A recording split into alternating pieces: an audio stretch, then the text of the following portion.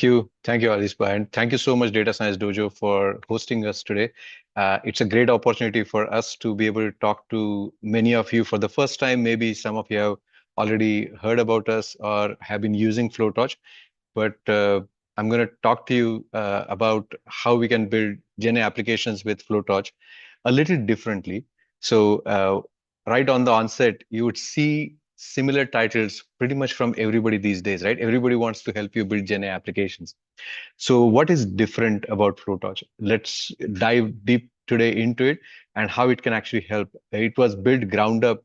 It was built by us for us, and we actually use it. And now we have, in last few months, we have made it available to the entire world. It is free to use on FloTorch.ai. If you have any other questions, you can connect with me on LinkedIn. I read a lot. I respond to as many messages as I can. And I do share GenAI interesting posts on LinkedIn as well. So with that, let us dive into this three-part series. We have three different sessions planned. This is first of the three-part series. This will be focused on building GenAI applications using FloTorch. We'll be talking about different large language models and small language models, or even custom language models that you have, proprietary, fine-tuned. How do I use them, right? How do I make them efficient? How do I test them? Uh, and then the important question, why use a FloTorch way of building GenAI applications instead of the traditional LLM applications? Okay, and we are going to go over those examples and use cases, and also try out how to do this.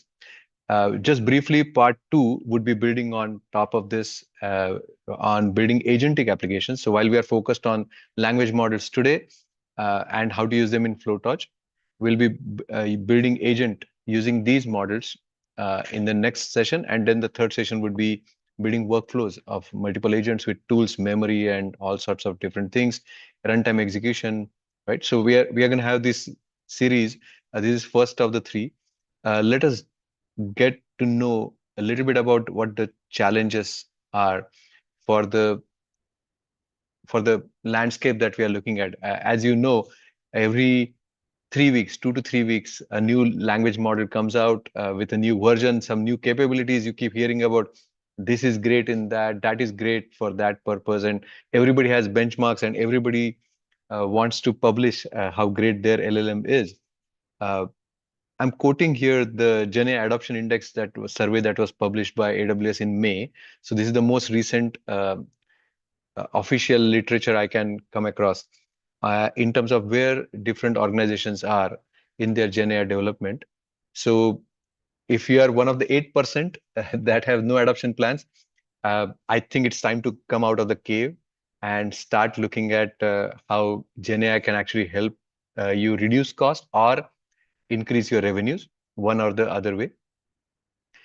For many of you, you're exploring, there's some of you are trying proof of concepts, some of you are actually ready uh, from last year to, or maybe earlier this year to now transitioning to production. And then workflow integrations is where about 23% of organizations are.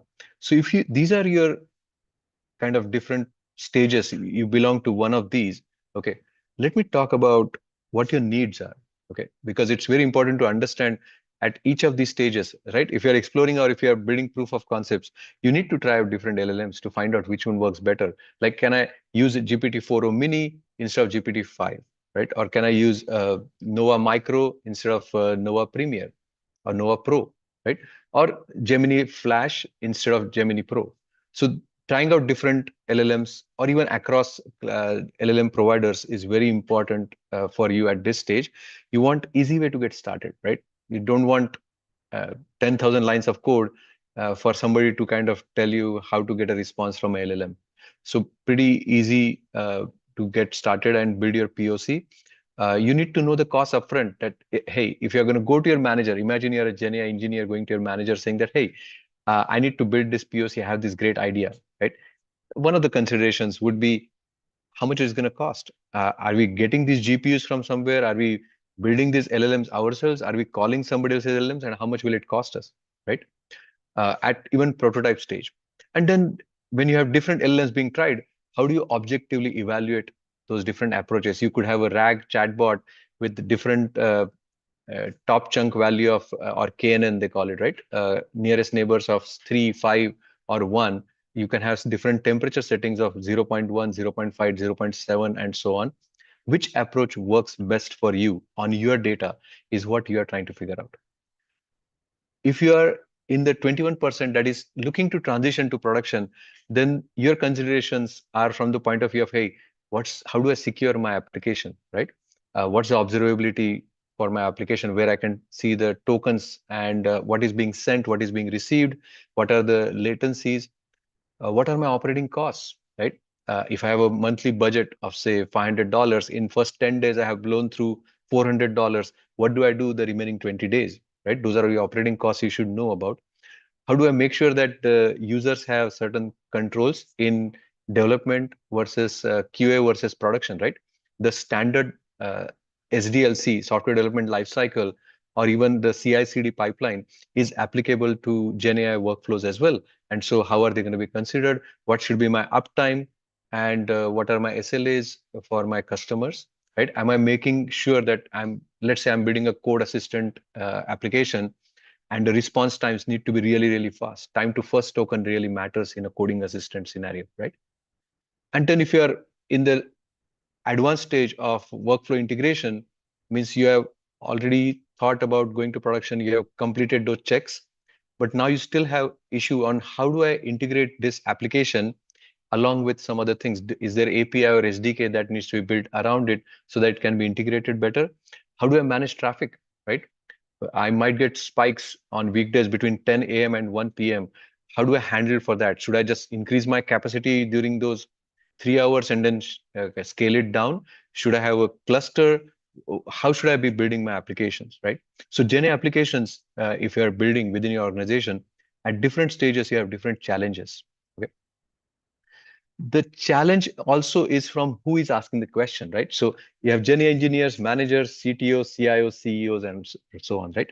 So if you're a Gen engineer, you are trying to develop with some coding assistant, Cursor, GitHub Copilot, Roo Code, Klein. I mean, there are so many of them, right? These days.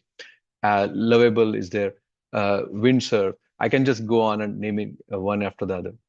But then there is also choice about, okay, should I use Crew AI for my orchestration framework? Should I use Google's agent development kit? Should I use LangGraph, LangChain? Uh, AWS came up with Strands. Microsoft has AutoGen. OpenAI also has Swarm. And then Hugging Face has small agents. If I'm not good at programming to begin with, especially in GenAI space, is there a no-code, low-code alternative? These are the questions that you would likely have as a GenAI engineer, right? If you are a manager, you are looking to evaluate and develop robust yet cost-effective ways for user access management and your application to be available to everybody who needs access to those LLMs and have those costs budgeted for. If you're CTO, as a technology person, you should be focused on security, guardrails, observability of your GenAI application. What is getting sent? What happens? They call it negative testing. But what happens if you are asked a question to your HR chatbot about some war in some two different countries? Is it supposed to answer that question? How are you going to protect your chatbot from kind of giving out your computers information? So these are things that are considered by your technologists within the company, the decision makers, in order to safeguard your interests, right? And then the last one is for CIOs, CEOs, kind of they want to see that what's the usage that we built an application, it is kind of in dev or it's in production, let's say. What are my costs every month?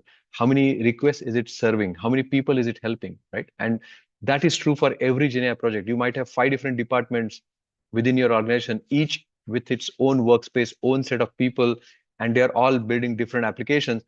At the CEO, CIO level, you want kind of observability across all of them at individual department or workspace level, but also at the entire organization level. So if these are your different challenges, right? Let's look at the types of Gen engineers, because I am assuming most of you are builders, right? You're here because you want to get some hands-on experience building Gen applications, and we are going to show some examples. But you will be one of these three, right? Either you are of category, and I didn't want to name them because there are different types of developers and engineers here. Uh, uh, it is not for me to judge where you belong, but for you to judge yourself. Are you in get me started phase? Are you in need some help? Give me documentation. I can figure out my way, or I know it back and forth. I know everything about GenAI and what I need to do. If you're in one of these three categories for development, then what you are looking for in get me started phase is, okay, is there a no code, low code tool? If there is a Python programmer, I'm a Python programmer and I need some SDK or API endpoints and I can get the job done. Or I do everything through my coding assistant. I use Cursor or something else. I use GitHub Copilot and I do rapid prototyping. Uh, so long as I know what you guys do, FloTorch, I can actually use it, right? So FloTorch is essentially a gateway, okay? And it acts as a kind of barrier or a gateway between your application, whichever application, right? It could be coding assistant, it could be your business application, whatever, and the rest of the world, the LLM providers, for example, right? So if you're expert, you can just point your VS Code to use FloTorch gateway and any model that you have key for from that provider, and it will work just the same way. You just need to set it up so your organization can say that, okay, use any coding assistant so long as you go through the gateway, it is compliant, right? If you are looking for some help building these, then FloTorch does have a SDK. In fact, I'm going to show you example of using it in the coming slides. And if you are looking for, hey, get me started, then you can go to flotorch.ai, click on get started, choose your platform. We are hosted on AWS, we are hosted on Azure, we are hosted on GCP. We'll be shortly hosting ourselves on Oracle as well. Why it matters is it doesn't matter to you as a customer, but for example, if you're an AWS customer, then you would rather have AWS hosted gateway of FloTorch to work with, because eventually some of you might want to move it in-house on-prem, and FloTorch does offer a gateway solution on your premise where it will work within your AWS infrastructure, within your Azure infrastructure, within your GCP infrastructure, right, for Google. So try it out on at that level. You can just use the drag and drop UI. Playground feature is also coming where you can not only get these models set up, but also test them out, right, to see how they work before even you go to any coding platform or whatever. So let's take a look at a traditional approach, right? This is your typical on the left-hand side, what you're seeing is a typical traditional way of calling a Gemini LLM, right? This is especially I want to draw your attention to, uh, you'll have a Gemini API key, you'll have an endpoint for Gemini APIs, the model name, and then once this endpoint is built, you can ask it some prompt like, hey, what is Gemini Flash 2.0 model, right? Or 2.5 model. You can change queries there, right? These are your queries. If that's your code, and then you will notice that it calls call model API here, and that makes the call to this function above, which is a call model API, which is send that URL, and it will take care of passing the headers and everything in the right format, and then you'll get the response back. The same application can be written in FloTorch using our SDK. The only difference is what I have highlighted on the right-hand side. So instead of Gemini API key, because Gemini model would have been already set up by your organization, your workspace administrator or IT administrator in your workspace, you just use your FloTorch API key. Your query remains same. And then the endpoint is gateway.flotorch.cloud. And then you can give your FloTorch model name. Okay, the difference between Gemini 2.5 Flash and FloTorch slash Gemini 2.5 Flash, we maintain a model registry. So all the models that are accessible for you within that registry can be accessed here, and that's a model name. Okay. If you have that model name, the rest of the call remains same. In fact, now you can see that I don't have to do a lot of formatting with the content payload and headers. A lot of that is taken care of by simply adding this class FloTorch LLM, and I can just call model.invoke for the FloTorch LLM model to which I have passed the model name and endpoint and all that. And then whatever response I get is returned back. Both these approaches will give you exact same response. The response doesn't change, but you will notice that you can also get how many tokens did you just use. for this, right? I'm just giving you an example. Response.metadata.get total tokens is a key that is available for FloTorch users, so that when your response comes, you already know how many tokens you have.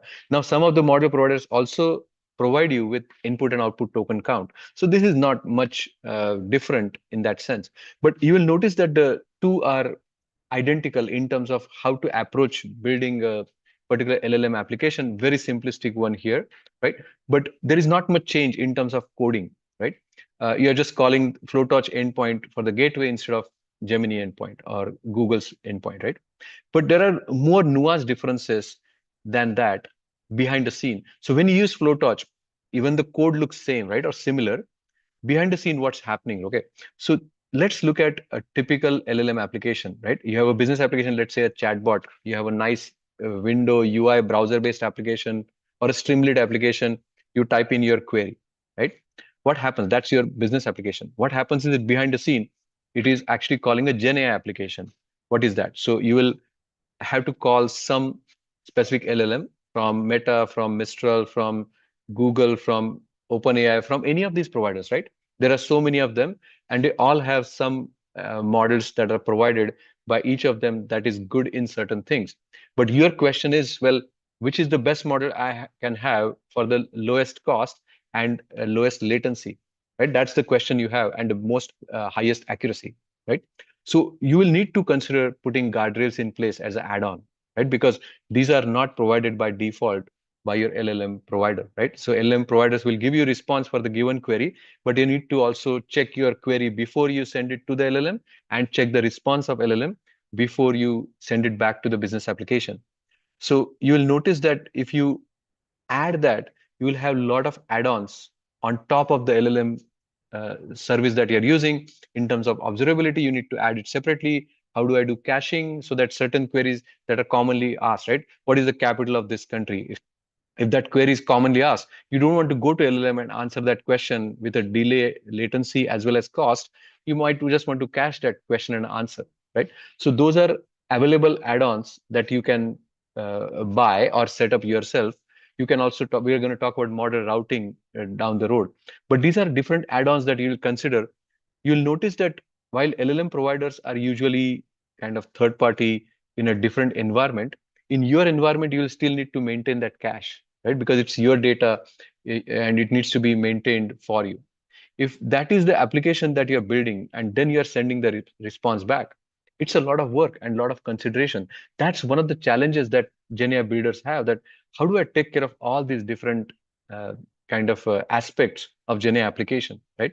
So there is an easier way with FloTorch, right? You saw the code, it looks pretty similar, but what's happening behind the scene, right? For that same business application that you're sending the query from, say, chatbot, okay, within your environment, like I said, on your premise, you can have FloTorch gateway that is hosted. And the advantage is, if that is the case, you will actually be able to have every request will go through the gateway, which means you'll have observability, governance, and security.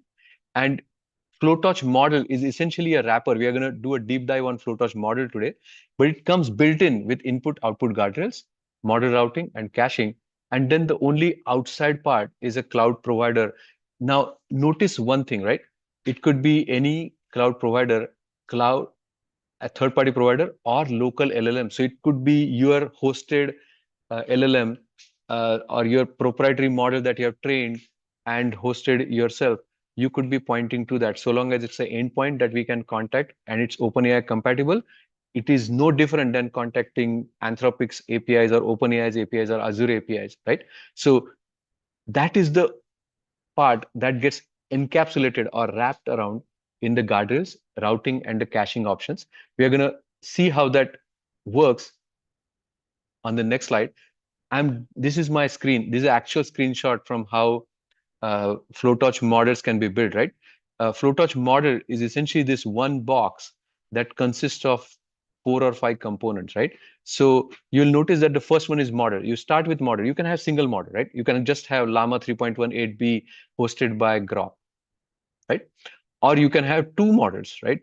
One from Bedrock, one from Grok, or both from Grok for that matter. So there is Llama 3.1 8 billion parameter model. There is Nova Micro, Gemini 1.5 Flash. I could change it to 2.5 or 2.0 Flash. There is GPT-4 on 4.1 Nano from OpenAI. So different providers, different models, right? You can add as many as you have access to and put your own keys for those providers. Once you have that, you have option of how do you want to do routing, right?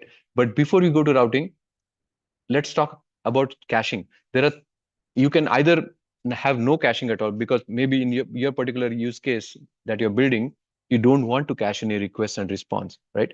But if you want to cache some request and response, you can either be simple or semantically caching things. Simple caching example is if the query matches the cache for a certain number of days, time to live would be say 30 days, right? So for within those 30 days, if that same query that has been asked before gets asked again, you will give the response from the cache. It is maintained on your servers, on your gateway, and so you don't have to make the LLM call. Uh, and you'll essentially have really fast speeds and zero cost for that. I'll show you example of that. Uh, if it is semantic caching, then it understands the difference between slightly different queries. If my query is say, what is the capital of France? Or the second, and you have cached it, let's say, semantically. Now the second query is, which city in France is the capital? They are both semantically similar queries. The answer to both questions is Paris, right? So in the second case where you want semantic caching, you can enable that. And again, it will have certain time to live, say 5 days, 7 days, 30 days, it's configurable, and you can set it up for your needs. Or you can disable caching altogether. If you have multiple models, we are going to talk in detail about different routing strategies. In this case, it's round robin. So first request goes to Llama 3.1, second one goes to Nova Micro, third one goes to 1.5 Gemini Flash, fourth one goes to 4.1 GPT Nano, right? And then the fifth one again goes to Llama 3.1 8B. So it's going to go round robin in that order. So this is one way of doing it. There are multiple ways of routing your same request. As far as the business application is concerned, you're just calling it FloTorch my model, right? But internally, you're able to manage the workloads across different providers. Or if you imagine you have multiple keys for same provider, say OpenAI, you can add as two providers, same model, but with two different keys. And now if you use round robin, you will never have to exceed your thresholds given for your tier, right? The last but most important in this is you can consider input and or output guardrails, right? Which come built in with FloTorch. You can put regular expressions for PII information like phone numbers or SSN, social security numbers, or simple things. Or you can put keywords that you want to block input queries with, or you can just not block them, but you can say, okay, I want to make sure that these get reported or the answer gets redacted in certain cases, right? So you can give the answer, but the phone number will be redacted because you are not supposed to have phone number published or displayed, right? So it can be an input guardrail servers or output guardrail. Let me show you a simple example of caching, right? This is actual dashboard that I have run. Deliberately, I have not given you model names because it could be any model. Like I showed you on previous slide, it's just my model, right? It could be internally using one or multiple providers, right?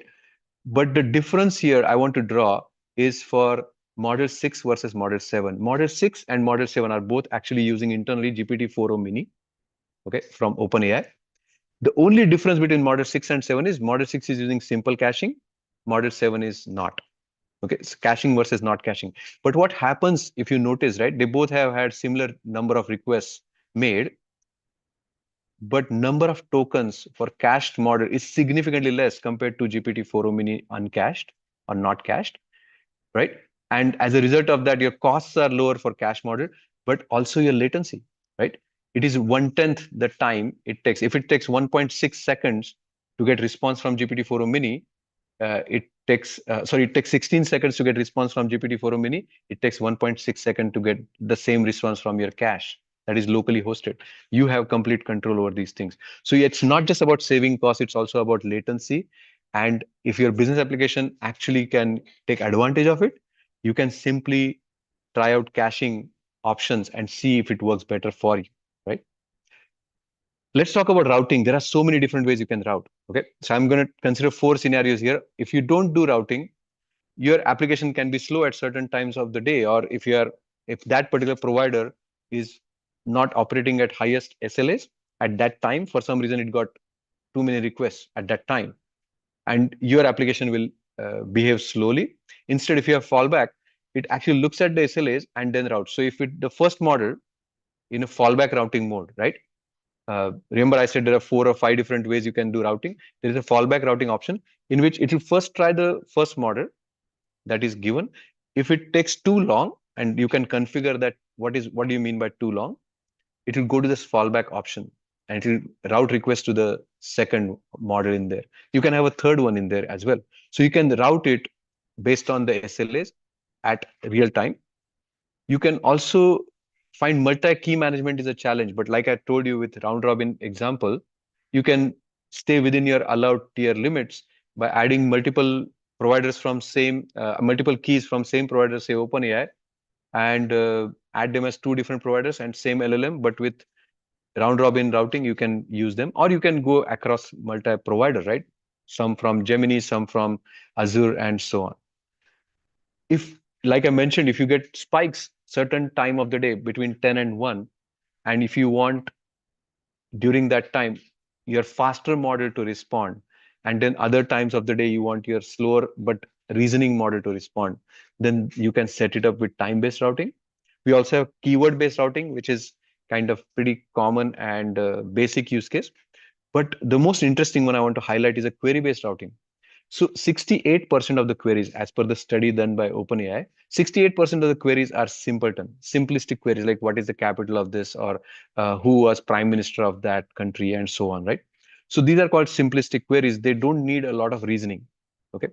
Versus solving a problem with a lot of complexity for, say, jet engine airflow equations, right? That will require some reasoning capabilities. So based on your query, if it's a simple query, send it to a simpler LLM. If it is a complex query, send it to a more complex reasoning LLM that can handle those. This will not only reduce your latencies, but also reduce your cost and improve the performance.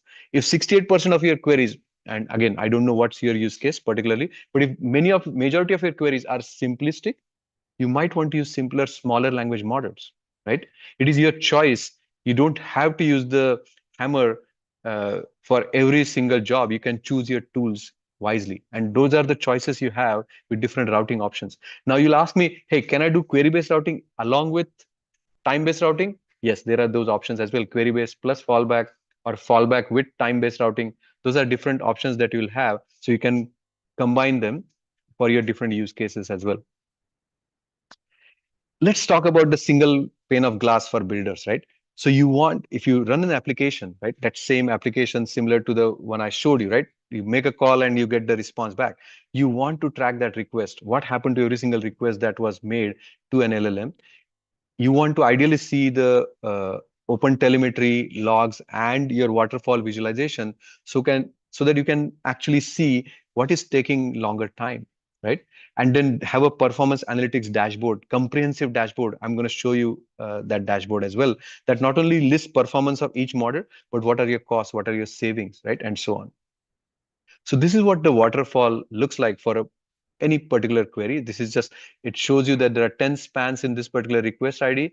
The total response time was 7.47 seconds, and then prompt was rendered in less than 1 microsecond. And then majority of the call was to the provider. It took 7.46 seconds, and then we actually added the guardrails, but guardrails did not take much long time, and then we got the response back, right? You can either see it as a tree structure or as a waterfall. In both those scenarios, as a builder, you want to see what's actually happening under the hood, right?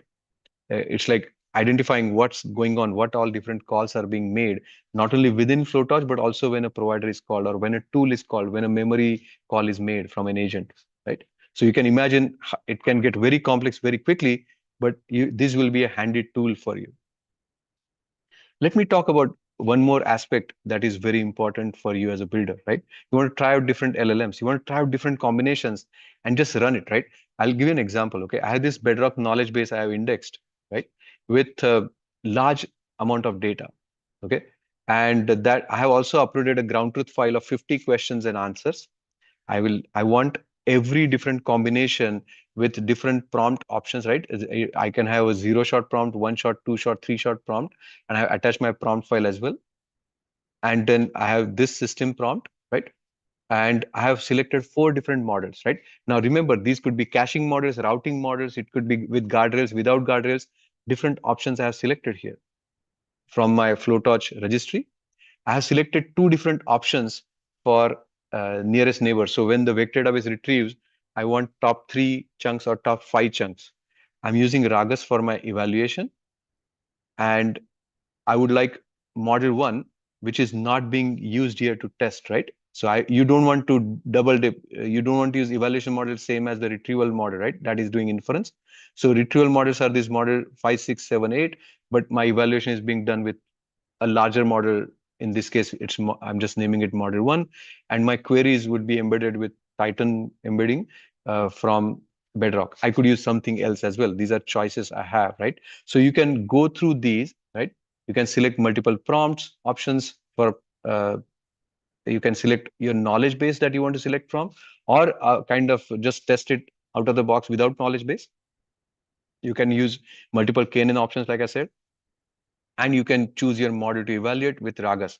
If you are not familiar with Ragas and DeepEval are 2 standard libraries for LLM evaluation. There are multiple ones actually, but these 2 are pretty commonly used, and they are focused on context precision, context recall, right? And then there is maliciousness and all that. Depending on your use case, you can use specific ones, but context precision and recall are very commonly used, right? So we are going to do the same thing. We are going to use Ragas for context precision and recall. So you'll get results of multiple experiments. So if you see the number of combinations could be very well 30, 40 different combinations.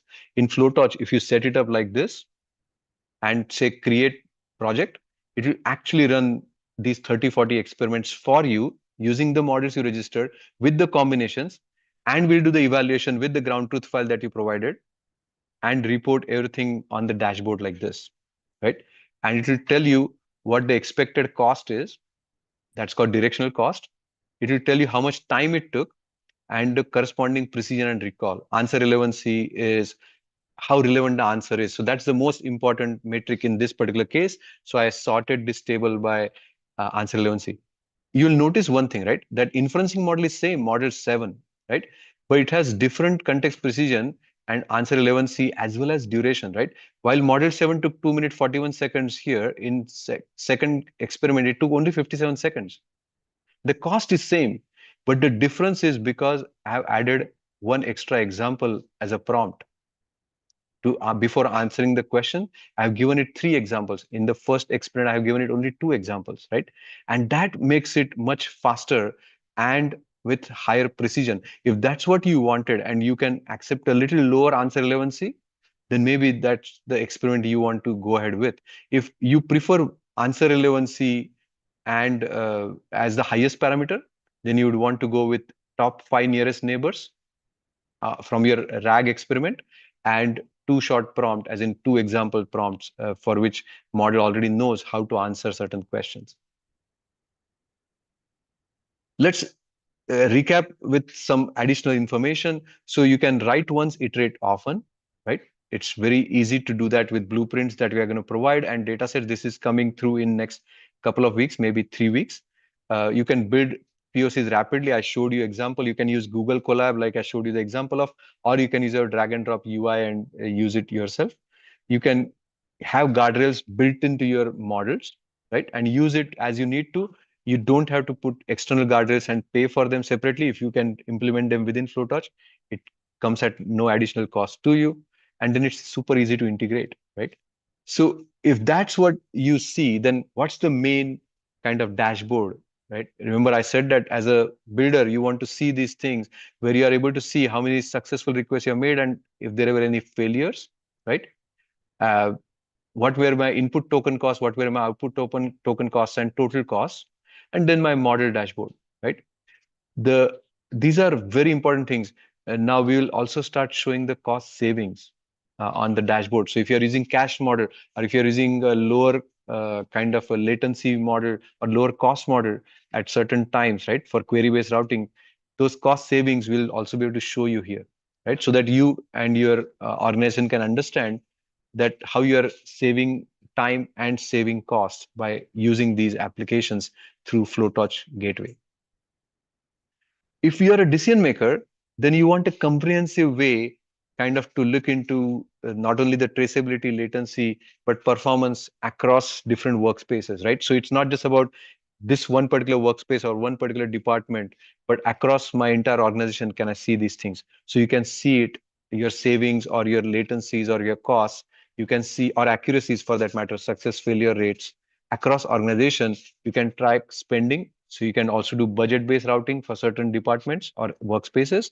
You can do performance monitoring. And of course, these are useful insights for which applications are getting what kind of throughput at certain times of the day, and what are the response times versus do I need to scale it up or down, right? Or can I do time-based routing to handle those workloads? With that, I would like to stop. I can go over a few more questions, and I also have the actual live demo to show you. But let me first pause and ask you to try it out today. Okay. So on chat, uh, my GenAI growth head, Brijesh, is going to post a link on the kind of single page document and a video on how to get started. If you go, either scan that QR code or go to flotorch.ai and click on get started.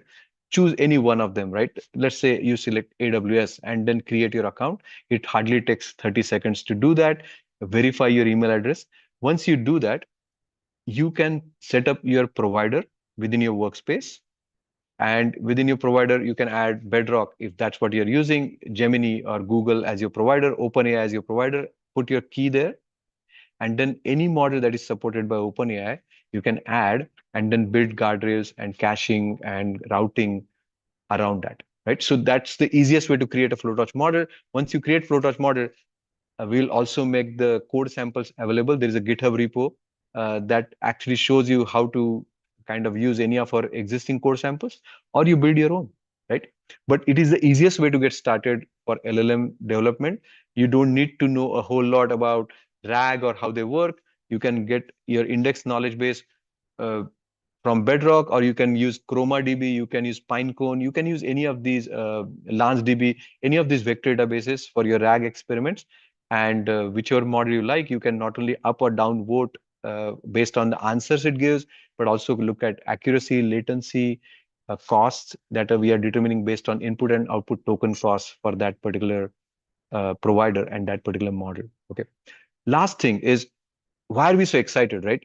We have been building GenAI applications for last year or more, and we have been using these approaches that I'm sharing with you and providing our customers with that observability and providing our customers with this understanding of costs. Now, what we are doing is we are making it available for anyone to use it. Your first billion tokens or 100,000 requests are going to be free, right? So I'm assuming that's about 100,000 tokens per request. We are not charging you. You can create an account, use it for free. If you want to host it on your premise, right? Talk to us, send me email. You can send email to info@flotorch.ai or email me, and we can actually get you set up on your AWS account, on your Azure account, on your GCP account, so that you can use it internally and have complete control over this gateway within your premises, right? Or within your infrastructure. Okay. Let me take a pause and see if there are any questions that I can answer. Brijesh, point me I'm, to some questions that are being I'm asked either answering here most or of on them. YouTube. Yeah, Yeah, I'm answering most of them. There's one okay, question I was going to answer, but I think you can take it, where sure. Mohammed Iqbal is asking about the terms for the utility of FloTorch, data privacy and exposure risks, governance and compliance threats, runtime security vulnerabilities, and API misconfigurations. Okay, So that's about a how the utility pretty of long FloTorch works. question. I Yeah, know that so is why I think so is API vulnerabilities that your providers have will exist as is, right? Let me start with that. So the best way to safeguard yourself is to host it within your gateway, and then now you can protect it with some input guardrails or for the query from the business application, or output guardrails as in the response given by your LLM to a particular query. right? So you can protect at that level. Penetration testing for FloTorch is already done, and we have successfully pen tested it. So I'm not worried about. I can certify about the security of the API gateway itself that FloTorch offers. What was the other question, Brijesh, in that? Apart from API, what was the vulnerability? What else was being asked?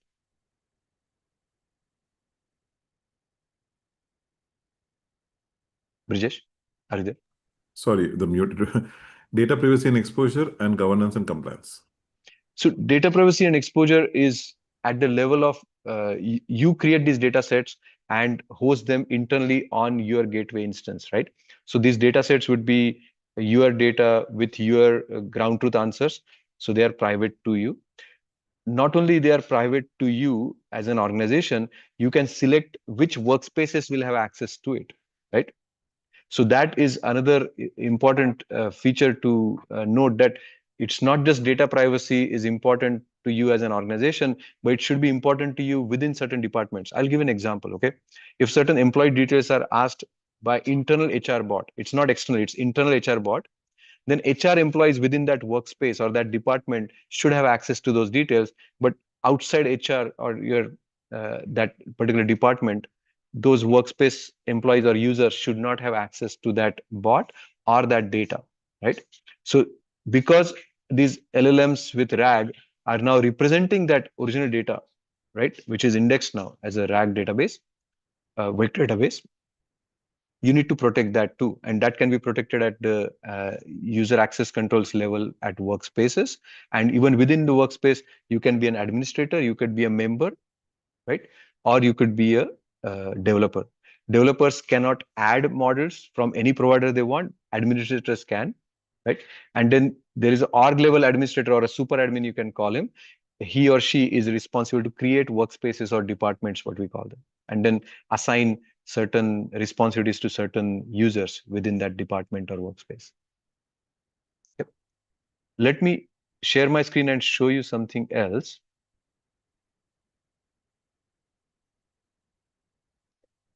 So I want to show you guys the actual dashboard, what it looks like. Okay, so just bear with me.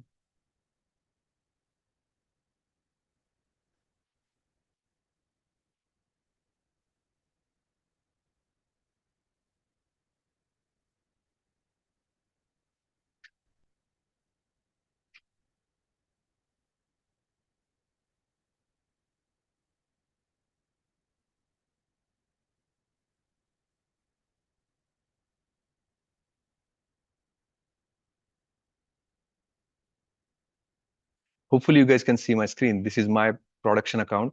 And like I was telling you, I can see my success failure requests here, right? For different models. I can also see my cost savings for that particular cached request, right? And it could be by the hour of the day or days of the month or month of the year and so on, right? You can have all your models and corresponding latencies reported here, and what was the cache latency if it is a cached model, right? So all these things are available to you. I, I'm I was talking about these different providers you can have, right? And for each provider, you can have multiple models. One neat thing about FloTorch is also, for let's say I want to use this FloTorch model 8, right? I can just click on this code example, and now I can see how to do this in Python, right? This same example that I showed you before with your gateway key, with your model name. How do I use this request response format, right? For any given query, right? This is a sample query that we have given you. You can do it in TypeScript. If your business application is using TypeScript or JavaScript, you might be using something like this. If you are like me and want to just test it using curl command, you can do that too, right? You can just pass the FloTorch API key here. All this is available to you. You can just use these examples to your advantage to get started. And if I go to logs, right, on any log, I can not only see what kind of caching was used, how many tokens and completion tokens, as well as cost and latency, but I can also click on it and see the corresponding waterfall. I can get to the level of what particular request was sent and what model was looked up. And at each level, what was the underlying routing strategy, what was the model that was called, how much time it took, right? And you have that option, or you can look at it as a tree structure, or you can look at the waterfall and then see kind of at what point I might be spending too much time, or I might be optimizing my responses, right? There are 21 spans here. Uh, by the way, it also includes spans from Open Telemetry. We do support OTel protocol, so that is another great feature. Because we are talking about models and knowledge bases and evaluations, this is the evaluation experiment I was talking about. As you can see, I have run 32 experiments in parallel, and for each of them, I have some options. I can just go on and say, okay, I want to take this particular experiment, let's say with uh, I don't want to look at maliciousness and faithfulness because mine was just answering some questions. But for me, the what matters is the how many in short prompts were used and how many nearest neighbors, right? So if I use that and if I sort this graph, if this is the model that I find very useful, I can select that and click on deploy. And then once the model is deployed, it will be available to me, model 7 with this configuration, one shot prompt and nearest 5 top chunks, and model 7's whichever LLM. It is not only very fast, it is high answer relevancy and context precision, right? So you can download results, you can use that as a deployed model, right? You can see your entire list of LLM models and their corresponding costs from different providers, right? You can go page by page here. This is just for reference.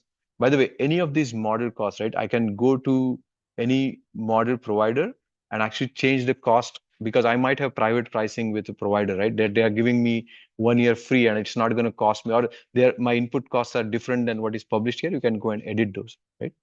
Uh, Settings is where you can get your keys, right? Each key is useful for a particular application.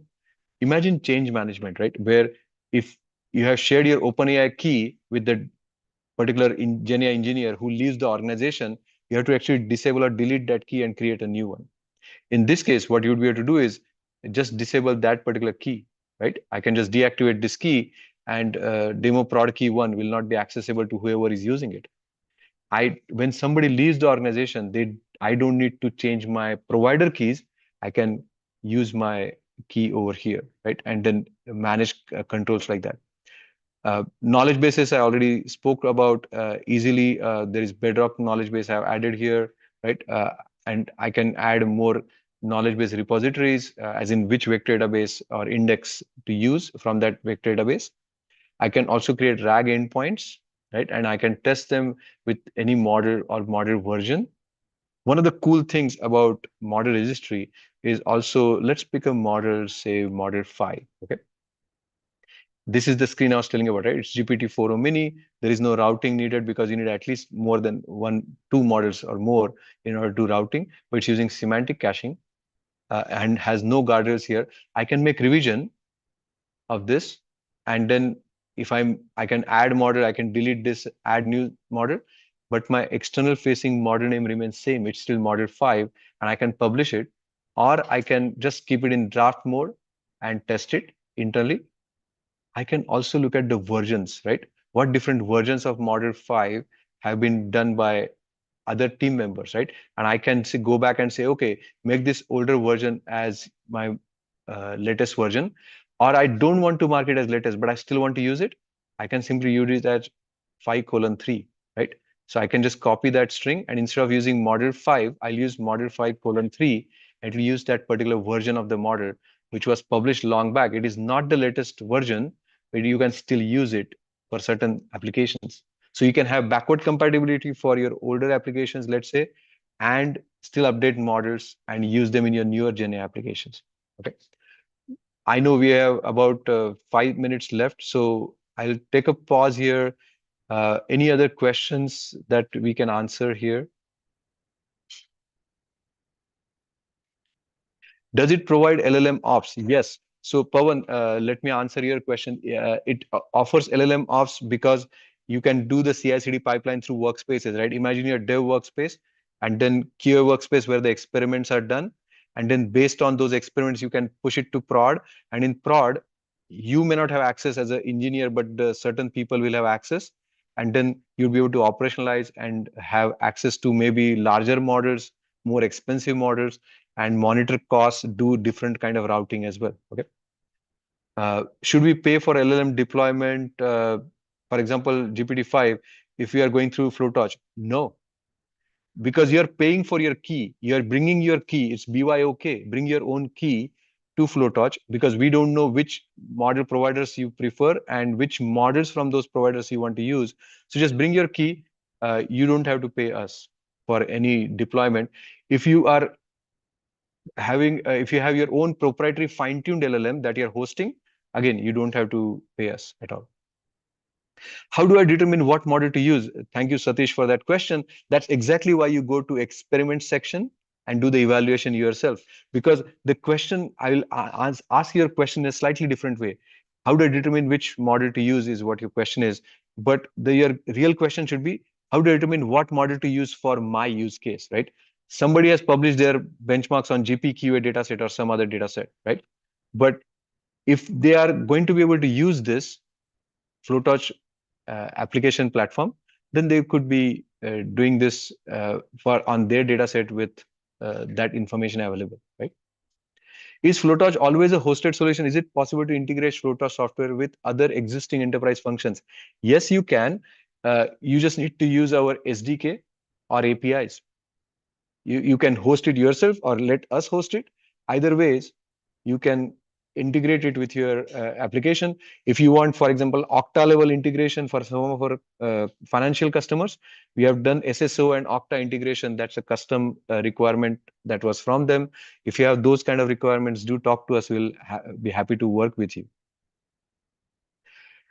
Can you integrate with major data platforms like Databricks and Snowflake? Yes, so long as they support API integration, we do.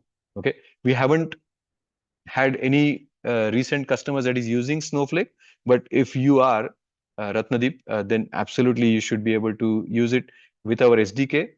There is no difference between doing it in Google Colab or within your Python code or similar TypeScript code, and use it along with your Snowflake. If it supports API, then directly use the API endpoints. Any other? Satish has asked a question. Is there a wrapper which can determine what model to be used underneath the hood based on my use case? So that's exactly like I said, you use your experiments to determine, let's say you have 5 models, right? GPT-4 O mini, GPT-5, GPT-4 O preview, right? Which is a reasoning model. So all these different models you have, you can then experiment with your ground truth data or do human evaluation up and down votes for questions that you asked. And then based on which model works best for you, you can use that. Yep. Vijay Kumar Goliapalli asked the question, do you have some metrics to showcase FloTorch latency and LLM latency? Yeah, reach out to me, info@flotorch.ai, and I'll be happy to share with you latencies. It is usually 2% of your actual latency to the provider. So if your actual latency to provider is 100 milliseconds, it's going to add 2 milliseconds to it by going through the gateway. Okay, that's a FloTorch gateway latency. LLM latencies are determined by the providers at different times of the day. They are different. Ashutosh Kapuskar asked the question, can we use existing copilots? GitHub Copilot is my favorite tool.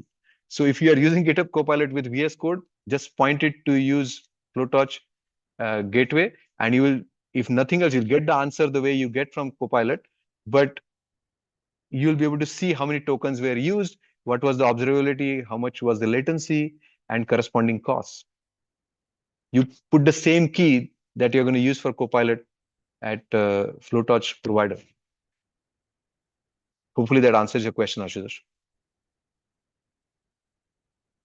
Another question, do we have some metrics to show? Well, I answered that already. Is there a wrapper which can determine? We answered that also. I think we are at the top of the hour.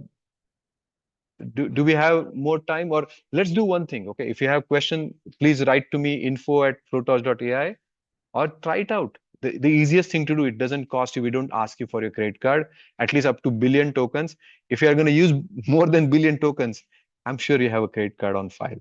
Okay, but jokes aside, try it out. Okay, there is an easy document to follow. Brijesh has already posted the link for that, and then you can use that. There is also a handy video on how to get started with FloTorch. It should be easy enough for you to do it. Okay. If there are any questions, just email us. Thank you so much for your time, everyone. And then stay tuned for the second part that is coming up in few weeks.